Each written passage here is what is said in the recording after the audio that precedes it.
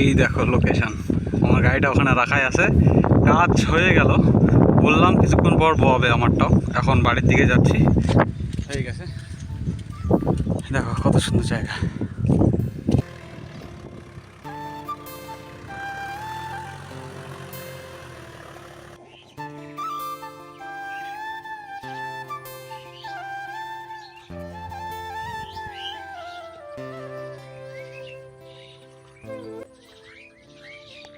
নমস্কার আমার প্রিয়জনেরা, আমি গিয়েছিলাম আজকে সকালবেলা মাঠে আল ঝুঁটতে, মানে আল কোদাল করতে।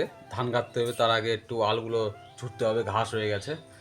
আর এসে স্নান টান করে একটু শুয়েছিলাম।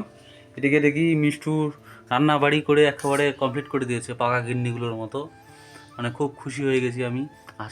আসে সোজায় ভাত পাচ্ছি। আর হ্যাঁ, কালকে তাড়াতাড়ি আসলাম না, আর আজকে একটু দেরি করে আসি, 9টার দিক। আজকে একটু খিদে লেগেছিলো, কারণ আমি আজকে সকালবেলা 5টার দিক গিয়েছিলাম মাঠে। আস্তে আস্তে 9টা বাজে গেছে, খিদে লাগিয়েছিলো। আমি বলছি যদি ভাত পাই বাড়ি গিয়ে তাহলে খুব ভালো হবে, ওই জন্য কথাটা বললাম। মানে খিদে লাগছিলো প্রচণ্ড। তো কী তরকারি করছে একটু দেখি। আলুর তরকারি। এটা কি কল্লাঘাটি না? কল্লাঘাটি করছে। আর এটা করছে আলুর তরকারি, আলুর ডাল। হ্যাঁ,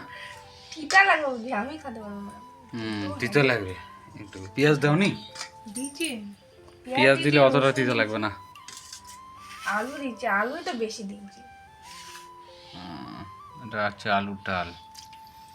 তরকারিটা একদম কালার করছে কি, খাওয়া যাবে না। কি তেল দিচ্ছে, সাদা তেল না কি তেল? দুটাই। কিন্তু খাওয়া দাওয়া করে নিই, খিদে লাগছে প্রচণ্ড। এখন আসছি আমি মাঠের দিকে স্কুটি নিয়ে। আমার স্কুটিটা নিয়ে চলে আসছি বট গাছের নিচে। এত সুন্দর জায়গাটা লাগছে, মানে কি বলবো। এটা আমাদের গ্রাম ধর্মপুর, রতইল ধর্মপুর রাজুয়া, তার থেকে এদিকে মানে ভিতরের দিকে বর্ডারের সাইডে। এরপর কয়েক কিলোমিটার যাওয়ার পর বর্ডার সামনে। আর এই রাস্তাটা হয়েছে, এটা ঢালাই, এটা পাকা রাস্তা, এটা ঢালাই রাস্তা। আর সামনে যে রাস্তা আছে ব্লকের রাস্তা।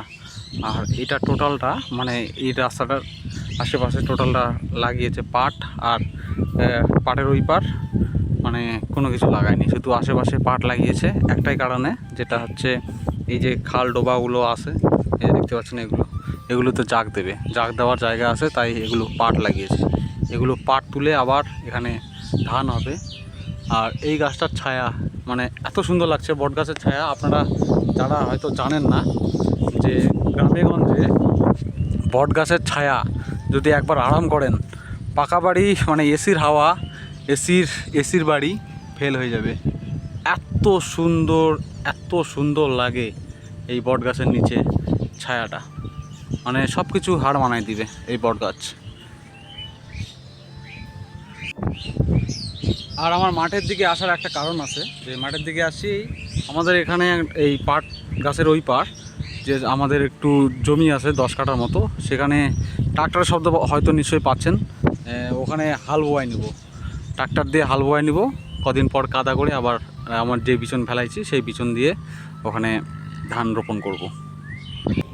মাঠে প্রচণ্ড জল হয়েছে দেখতে পাচ্ছেন, আর হাটে জল দৌড়াচ্ছে। আর এই শুশুনি শাক, এখানে নিন্দালি শাক, এক কথায় শুশুনি শাক যারা আপনারা চেনেন, এই শাকগুলো হয়েছে অনেক। ওই যে ট্রাক্টর হাল বোয়াচ্ছে ওই দূরে, কোনো কিছু কেরিব্যাগ নিয়ে আসলে শাকগুলো তুলতাম, মানে শাক তুলতে খুব ভালো লাগে।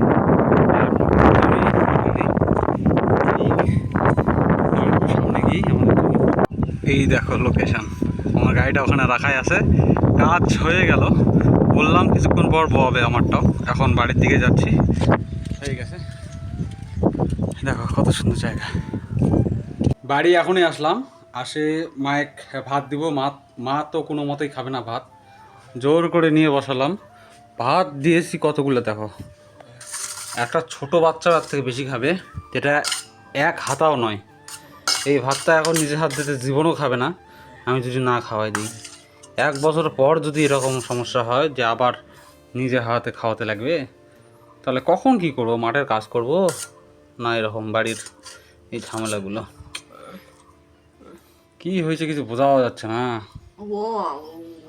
কি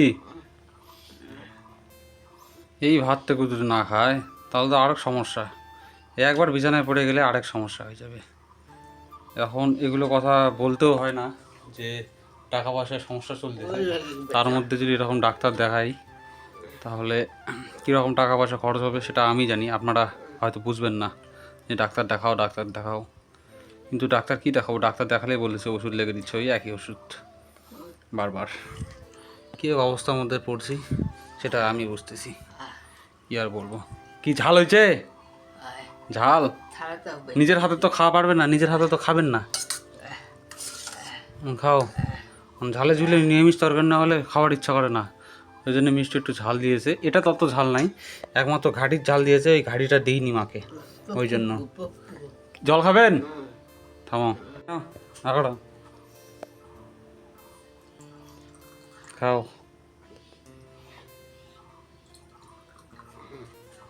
এই ভাতগুলো শেষ করো। খাওয়া যাবে না এতগুলা? অতগুলো আছে, খাওয়া যাবে না। খাইয়ে দিলে আবার খাবে, আর যদি না খায় তাহলে হাতে জীবনও খাবে না। কি এলা জ্বালা এই সময় আসে, এই ধান গাড়ার সময় আসলেই অসুখ বেশি হয় নাকি আমি কিছুই বুঝি না। জ্বর সর্দির ওষুধ খাতেই আছে, তবু জ্বর সর্দি ভালো হচ্ছে না, নাকি না মুখের স্বাদ নাই নাকি কিছুই বোঝা যাচ্ছে না, কি এক ঝামেলা। সকালবেলায় মেঘ করছিল, এখনই আবার প্রচণ্ড রোদ, ওই জন্য আর মাঠে যাব না। আমি আসে স্নান করে নিয়েছি, আর মাঠে যাব না।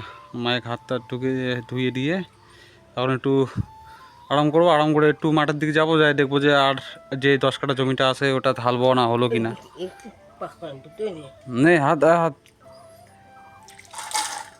মুখের জল দাও, মুখের জল দাও।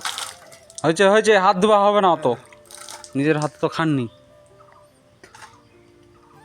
নাও হয়েছে, যাও শুয়ে পড়ো, যাও শুয়ে পড়ো, যাও ভিতরে যাও, রোদের মধ্যে ঘুরবে হবে না। আমি এখানে ঘামি গেলাম প্রচণ্ড।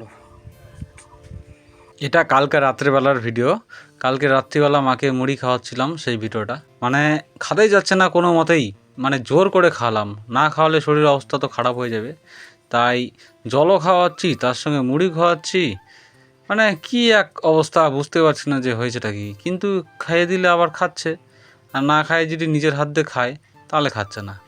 খাইয়ে দিলাম কিন্তু কালকে সব মুড়িগুলোই খেলো, একটু রাখেনি, আর একটু টাইম নিয়ে খাইছিল তবু সব খেয়ে নিয়েছিল। এই ব্যায়ামটা হয়তো আমি ধরতে পারবো না, কি যে ব্যায়াম। জ্বর সর্দির জন্য হয়তো মুখে একটু স্বাদ নেই মায়ের।